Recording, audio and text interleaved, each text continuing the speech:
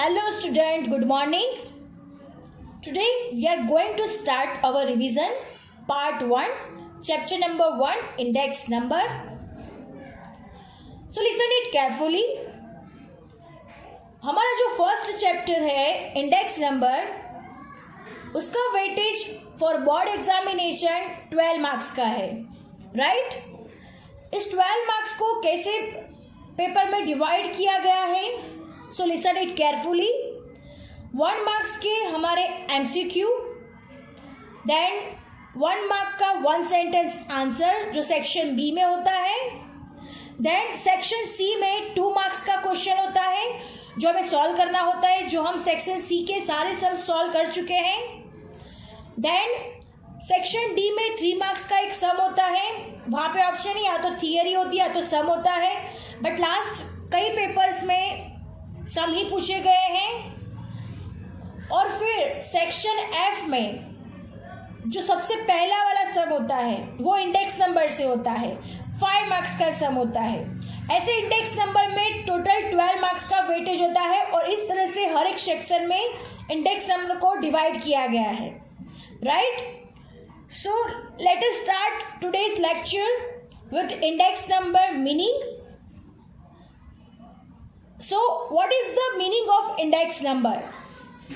The percentage change in the value of a variable associated with any item for the current period compared to its base period is called an index number. अब index number कैसे find किया जाता है? तो the percentage change in the value of variable associated with any item. किसी भी item का हम लोग करंट ईयर का प्राइस ले लेंगे और करंट ईयर का प्राइस को हम लोग किससे कंपेयर किया जाएगा? फिक्स बेस पीरियड से, यानी फिक्स पीरियड से हम उसको कंपेयर करेंगे तो उससे क्या मिलेगा? हमें इंडेक्स नंबर मिलता है. Understand? So this is the meaning of index number. Now जो बेस ईयर है, जो करंट ईयर है, उसे कैसे हम लोग इंडेक्स नंबर में डिनोटेट करते हैं? Let us understand about it. Now look at here student, price of current year it is denoted by P1. ये जो 1 है उसे करंट ईयर से हम लोग डिनोटेट करते हैं. 1 is for current year and price of यानी P is equal to for price और current year means 1. So price of current year P1, then price of base year, price का P and base year के लिए हम लोग 0 right denotate किया जाता है. Then quantity of current year, it means quantity means Q, so it's Q1. Then quantity of a base year, it's Q0. Understand? 0 is for the base year and 1 is for the current year. Understand? So आज का lecture हमारे formulas पे है. हम लोग chapter number 1 की सारे formulas आज देखेंगे और उसे समझेंगे. Let us start with the first formula.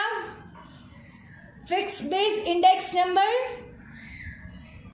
So look at here student, fixed base index number P1 upon P0 into 100.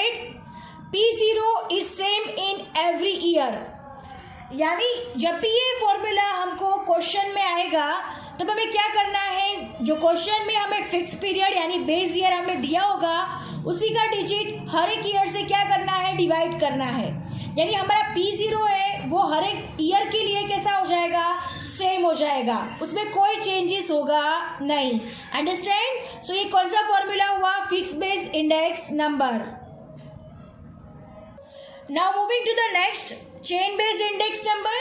Chain base index number का formula P1 divide by P0 into 100. So P0 different यानी हर एक year के लिए P0 कैसा होगा? Different होगा.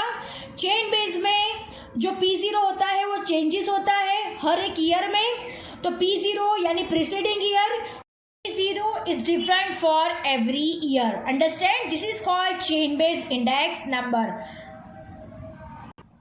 Now moving to the next topic, conversion. Conversion में क्या करना है? तो fix based into chain based index number, यानी हमें क्वेश्चन में फिक्स बेस इंडेक्स नंबर दिया हुआ है उसको हमें चेन बेस इंडेक्स नंबर में क्या करना है? कन्वर्ट करना है.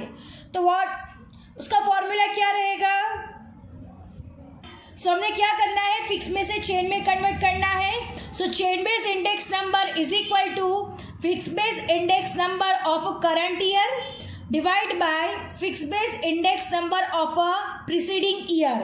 अंडरस्टैंड? यानी क्या करना है, करंट ईयर का जो फिक्स बेस इंडेक्स नंबर है उसे हमें डिवाइड करना है fix base index number of the preceding year. Understand? Now moving to the next conversion. अब नेक्स्ट कन्वर्जन किसका होगा, तो chain base into fix base index number. Now next chain base into fix base index number. So our formula is chain base index number of a current year multiply by fix base index number of a preceding year divide by 100। यानी current year का chain base index number लेना है, उससे multiplication किसका करना है, तो fix base index number of preceding year. ये हमने जब सम चलाए थे तब हम लोग सीख चुके हैं। मल्टीप्लाई बाय किससे करना है, तो fix base index number of preceding year से मल्टीप्लाई करना है एंड डिवाइड बाय 100। तो उससे में क्या होगा, chain base into fix base index number. यानी चेन में से फिक्स में कन्वर्ट करने के लिए फिक्स बेस इंडेक्स नंबर का ये फॉर्मूला है। So chain base index number of current year multiply by fix base index number of the preceding year divide by 100। Now moving to the next है last years index number. So last year index number IL, index number L के लिए last year is equal to sigma P1 Q0 divide by sigma P0 Q0 into 100। So हमें क्या करना है, P1 Q0 divide by P0 Q0। अब इसे याद रखने के लिए मैंने आपको एक इजी मेथड बताई थी कि 1 0 0 0 तो क्या हो जाता है, 1000 हो जाता है। तो लास्ट ईयर का जो फॉर्मूला है वो याद रखना हो तो कैसे रख सकते हो, तो IL इज इक्वल टू 1000 करके आप लोग याद रख सकते हो। Understand? This is the key to remember last pair's formula. IL is equal to 1000. It means P1 Q0 divided by P0 Q0. Understand? Now moving to the next. Next है हमारा purchase index number IP. I index number P is for purchase is equal to sigma P1 Q1 divided by sigma P0 Q1 multiply by 100. अब इसे कैसे याद रखोगे, तो 1101, तो 1101 IP के लिए है जिसको आप रिमेंबर अच्छी तरह से कर सकते हो। So IP is equal to sigma P1 Q1 divide by sigma P0 Q1 into 100। Students, section F में लास्ट ईयर पाशे और फिशर्स इंडेक्स नंबर फाइंड करने के एग्जाम्पल पूछे जाते हैं, क्वेश्चंस पूछे जाते हैं। सो ये सारे के सारे फॉर्मूला आपको लर्न करने होंगे। Now moving to the next, Fisher's index number. Fisher's index number के दो फॉर्मूला है, आप दोनों में से कोई भी एक यूज कर सकते हो। तो I index number F for Fisher, IF is equal to under root IL into IP into 100। It means जो IL का हमें आंसर मिलेगा उसको मल्टीप्लाई करना है IP के आंसर से और उसको अंडर रूट निकालना है और फिर उसका मल्टीप्लाई करना है 100 से। अंडरस्टैंड? उससे हमें किसका आंसर मिलेगा, फिशर का। देन दूसरा फॉर्मूला है IF is equal to under root sigma P1 Q0 divide by sigma P0 Q0 multiply by sigma P1 Q1 divide by sigma P0 Q1 into 100।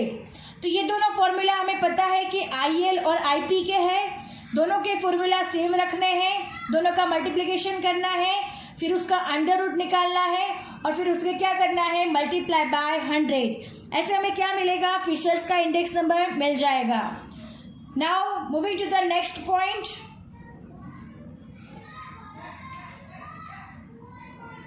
हमारा नेक्स्ट पॉइंट है cost of living index number.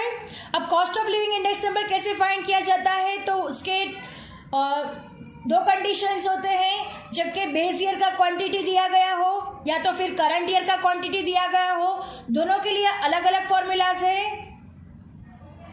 So condition है पहली, when the base year quantity is given, यानी Q0 जब हमें दिया गया हो क्वेश्चन में, तो कौन सा फॉर्मूला यूज होगा, तो I is equal to sigma P1 Q0 divide by sigma P0 Q0 into 100। So हमें यहाँ पे किसका फॉर्मूला यूज करना है, इनडायरेक्टली लास्ट ईयर का फॉर्मूला यूज करेंगे। बिकॉज आप देख सकते हो कि 1000, तो ये लास्ट ईयर का फॉर्मूला है। यानी जब हमें बेस ईयर का क्वांटिटी जब भी हमें दिया गया होगा तब हम कौन सा फॉर्मूला यूज करेंगे, लास्ट ईयर्स फॉर्मूला। अंडरस्टैंड। लेकिन आगे क्या लिखा जाएगा, index number is equal to sigma P1Q0 divide by sigma P0Q0। And दूसरा कंडीशन है when current year quantity is given, यानी Q1 जब भी हमें क्वेश्चन में दिया गया होगा। So I is equal to sigma P1Q1, so sigma P1Q1 divide by sigma P0Q1 into 100। अब ये किसका फॉर्मूला है, तो पाशे का फॉर्मूला है। आप देख सकते हो 1101। तो जब भी हमें करंट ईयर का क्वांटिटी दिया गया होगा तब हमें कौन सा फॉर्मूला यूज करना है, पाशे का फॉर्मूला यूज करना है। Moving to the next topic, method of family budget. Right, method of family budget का फॉर्मूला है I is equal to sigma IW divide by sigma W। तो ये सब में क्या दिया होगा, आपको वेट दिया गया होगा और इंडेक्स नंबर दिया गया होगा। तो इंडेक्स नंबर और वेट का क्या करना है, मल्टीप्लिकेशन करना है और उसको वेट से क्या कर देना है, डिवाइड कर देना है। जहां पे I इज इक्वल टू का मीनिंग होगा P1 upon P0 into 100। It means current year price को बेस ईयर प्राइस से डिवाइड करना होगा और इंटू 100 करना पड़ेगा, तो हमें क्या मिल जाएगा, I मिलेगा। एंड W का मीनिंग होगा P0Q0। अंडरस्टैंड, यानी बेस ईयर का प्राइस और बेस ईयर की क्वांटिटी दोनों का मल्टीप्लिकेशन होगा तो हमें क्या मिलेगा, W। ऐसे में क्या मिलेगा हमें, मेथड ऑफ फैमिली बजट से हमें इंडेक्स नंबर मिलेगा। Now moving to the next है हमारा purchasing power of money. Purchasing power of money में का फॉर्मूला है 1 divide by cost of living index number into 100। तो this is the formula of purchasing power of money. Understand, purchasing power of money का formula है 1 divide by cost of living index number multiply by 100। तो ऐसे में क्या मिलेगा, purchasing power of money.